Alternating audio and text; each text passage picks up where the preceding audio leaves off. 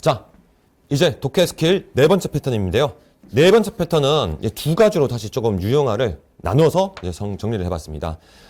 첫 번째, 5페이지에 등장하는 대칭구조 정보 제시법이라는 것인데요. 이와 같은 대칭구조 정보 제시법은 A와 마찬가지로 B, A도 그렇지만 B와 같은 스타일입니다. 자, 대칭구조라는 것은 그러니까 두 가지가 언급되고 있다는 것이죠.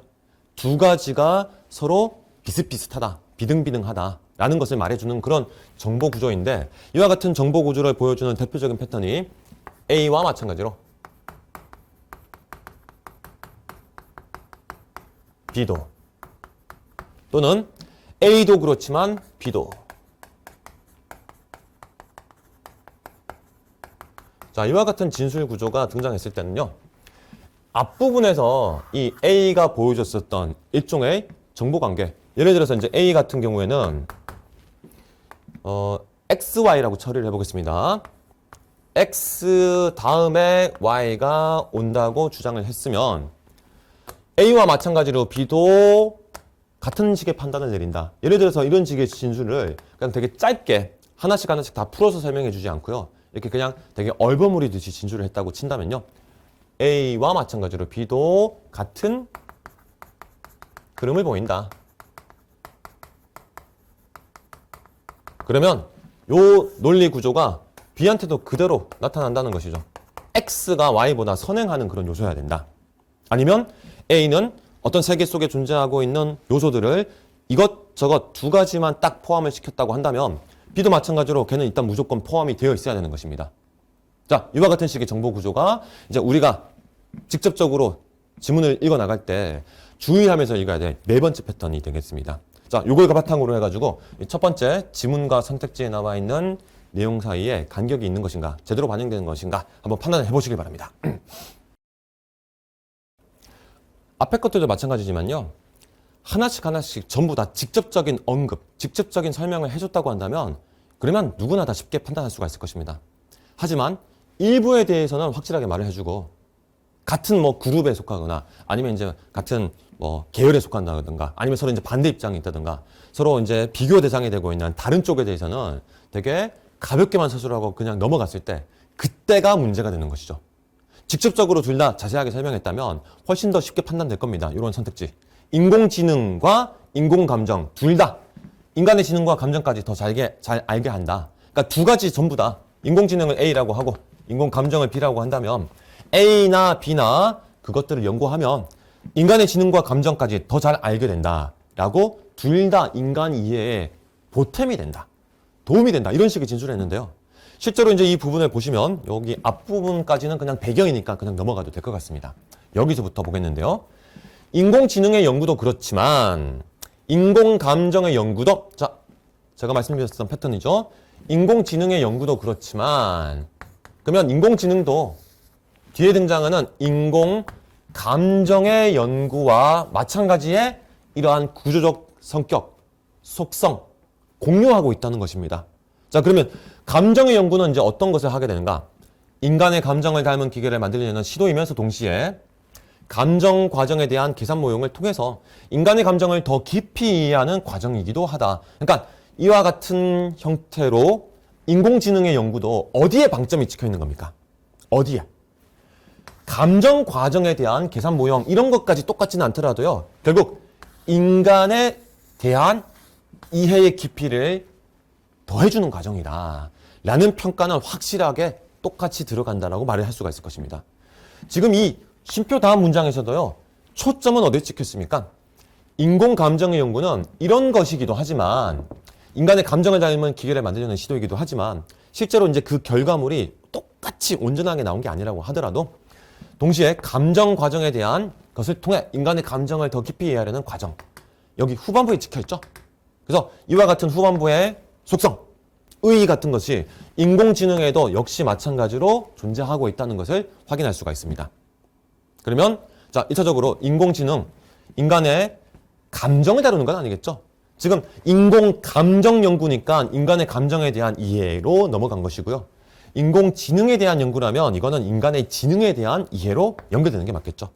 그렇기 때문에 여기서 지능이라는 말이 등장한 것은 크게 크게 뭐 고민될 만한 요소는 아니었다고 생각합니다.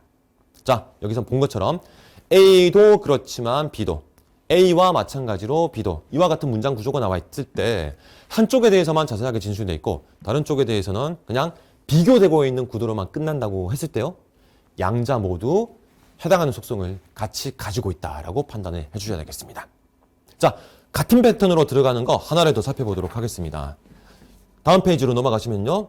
역시 마찬가지로 이 지문과 관련된 것인데요. 이 녀석 같은 경우는 조금 더 어렵게 이제 느껴질 수 있을 것 같습니다. 시간을 조금 더 넉넉하게 잡고 제대로 온전하게 분석해 보시기 바랍니다. 선택지도 지금 2개가 있습니다.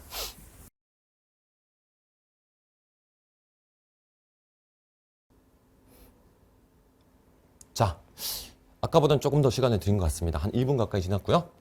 자, 이 지문 내용 같은 경우는요. 지금 한 문장 안에서 뭐뭐와 마찬가지로가 나온 게 아니고 2개 문장에 걸쳐서 정보가 비교가 되고 있었습니다. 첫 번째 문장은 그냥 이건 이제 배경적으로 집어넣은 것일 뿐입니다. 로봇이 정말로 이런 감정 경험을 하는지 판단하기는 쉽지가 않다. 철학자들은 인공지능이 인간과 똑같은 인지적 과제를 수행했다고 하더라도 그것은 의미를 이해하지 못했기 때문에 진정한 지능이 아니라고 주장했습니다. 자, 첫 번째 철학자들이 말하는 것은 인공지능에 대한 것이었어요. 인공지능은 인간과 똑같은 인지적 과제를 수행했더라도 이거 자체, 이와 같은 행위를 한 것 자체, 이걸 가지고 지능이라고 볼 수는 없다고 했죠? 지능이라고 볼 수는 없다고 했습니다. 왜? 이런 과제의 수행이 의미를 이해한 것은 아니기 때문에, 의미를 못했기 때문에 지능은 아니라고 주장했습니다. 그 다음 문장에서 이제 문제가 되는 이 표현이 나왔죠. 인공 감정에 대해서도 마찬가지로, 그러면 인공 감정도 똑같은 식의, 비슷한 식의 패턴이 반복될 거라는 거 확인할 수가 있을 것입니다. 자, 그러면 이제 어떻게 대응상이 만들어지는가를 한번 살펴봅시다. 감정을 입력 자극에 대한 적절한 출력을 내는 행동들의 패턴이 아니라, 자, 이제 얘가 이게 없기 때문에 지능이라고 볼 수 없다. 이런 식의 구조로 분석을 한 것을 그대로 가지고 온다면 감정도 마찬가지로 입력 자극에 대한 적절한 출력을 내는 행동들이 있을 때, 행동들의 패턴이 있을 때 이 행동들의 패턴이 감정이 아니고요. 지능이 아닌 것처럼 감정이 아니고요. 내적인 감정 경험으로 이해한다면, 감정을 이게 아니라 저걸로 이해한다면 인공 감정은 인간의 감정이라고 말할 수 없다.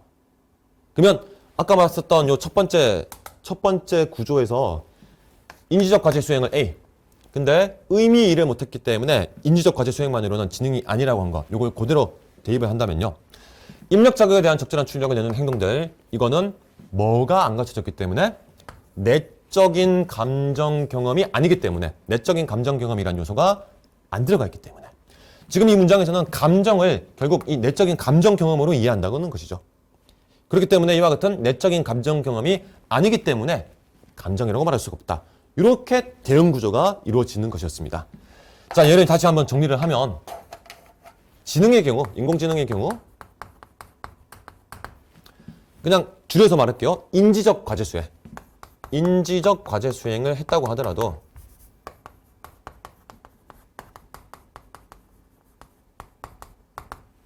수행은 의미 이해가 아니기 때문에,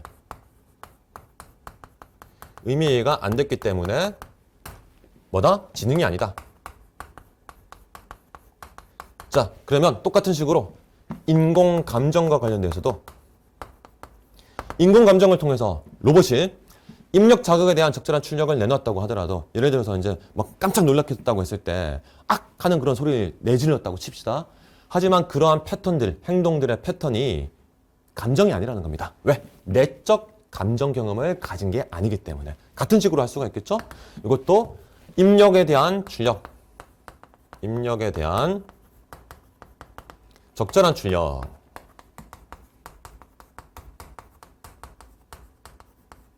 은 마찬가지로 내적 감정 경험이 아니기 때문에 그냥 감정이라고만 할게요. 따라서 역시 제대로 된 진정한 감정이 아니다. 이와 같은 동일 구조가 반복됐었던 것이죠. 자, 그래서 지금 여기 나와 있는 쌍을 가지고 이제 선택지를 판단하시는 것이었습니다. 2번을 보겠습니다. 인공지능에서 행동이라는 역할은 인공감정에서 내적인 감정 경험이 맡는다. 자, 일단 인공지능에서 행동은 이걸 말하는 거겠죠? 인지적 과제의 수행. 얘가 행동일 것인데. 이런 수행이 행동이죠? 이런 행동이 하는 역할 부분에 대응되는 것은 인공감정 부분에서는 입력에 대한 적절한 출력에 해당하는 것이 와줘야 됩니다. 왜? 같은 부분에 들어가 있는 구조상 같은 역할을 하는 녀석이니까요. 따라서 여기서 말하는 이 역할이라는 것을요. 여러분들이 지금 이해를 하시는 과정에 있어서는요. 이걸 이와 같은 식의 문장의 구조적 측면에서 파악을 하시면 훨씬 더 쉽게 이해를 하실 수가 있을 겁니다. 이 역할을 진짜 어떤 협동 과제상에서의 역할 이런 식으로 생각하지 마시고요. A가 주어냐, B라는 수단 때문에 뭐가 아니다. 자, 이와 같은 어떤 문장의 큼직큼직한 부분들 중에서 어느 부분에 해당하는 것인가, 그게 다 맞아 떨어지고 있는 것인가, 이런 식으로 판단을 하셨으면 훨씬 더 이 역할이라는 말에 대한 이해가 쉽게 되실 거라고 생각합니다. 자, 대응이 안 되고 있죠. 인공지능에서 행동해야 하는 역할에 대응되는 것은 입력에 대한 적절한 출력이어야 됩니다. 내적인 감정 경험이 맞는 부분은요, 의미 이해가 돼야 됩니다. 이렇게 대응상이 이루어져야 되죠. 자, 이걸 바탕으로 해서 이제 또 3번도 한번 판단해 보겠습니다. 인공지능의 회의적인 철학자는 의미의 이해가 지능의 본질적 요소라고 생각한다. 이와 같은 거 암만 해봤자, 인지적 과제의 수행을 제대로 해봤자 의미의 이해가 없으면 진정한 지능이 아니라고 했어요. 여기 이런 말이 있었죠. 진정한 지능. 그러면 진정한 지능이 되려면 얘가 있어야 되는 것이죠. 얘가 없기 때문에 진정한 지능이 아니라는 것은 이 의미 이해가 필수 조건, 논리식으로 친다면 일종의 필요 조건이 되는 건데 굳이 논리식으로는 따지지 맙시다. 얘가 되려면 얘가 있어야 되는 거죠. 따라서 지능의 본질적 요소다라는 식으로 여기서 이제 패러프레이징도 살짝 들어갔습니다. 본질이라는 말은 없었습니다만은 얘가 없으면 이렇다고 말 수 없어. 그러면 이렇게 되려면 얘가 본질적인 요소지, 충분히 우리 납득할 수 있잖아요. 이렇게 패러프레이징까지 같이 판단을 하는 식으로 요 녀석들에 대한 판단을 했는데, 특히 2번 선지에 대한 이런 식의 판단이 제가 말씀드리려고 했었던 독해의 스킬에 해당합니다. 자, 뭐뭐와 마찬가지로 뭐뭐가 그렇지만 뭐뭐도 이와 같은 구조가 나온다면요. 단순히 어떤 성격 하나, 이와 같은 짤막하게 끝날 수 있는 하나의 단어만 연결된다고 생각하지 마시고요. 이런 구조적인 측면에서 쌍을 이루게 된다는 것까지 여러분들이 제대로 파악을 해주셔야 됩니다. 이게 제대로 되어야 이제 그 다음에 등장하는 것도 마찬가지로 파악을 하실 수가 있게 될 것입니다.